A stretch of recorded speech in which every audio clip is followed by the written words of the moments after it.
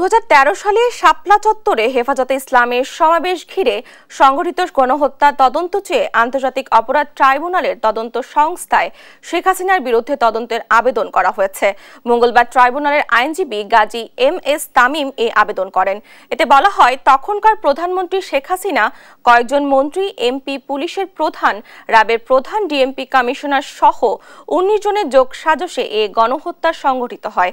একই সাথে 71 টিভি সহ বেশ কয়েকটি গণমাধ্যমে ঊর্ধ্বতন কর্মকর্তারা এই গণহত্যার সহযোগী ছিলেন বলে উল্লেখ করা হয়।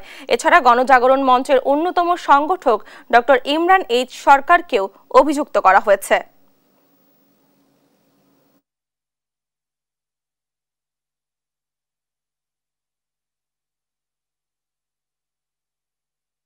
হত্যাকাণ্ডকে আমরা মানবতা বিরোধী অপরাধ এবং গণহত্যা হিসাবে তদন্ত চেয়েছি এবং যার বিচার আন্তর্জাতিক অপরাধ ট্রাইব্যুনালে যেন হয় সেই আবেদন আমরা করেছি।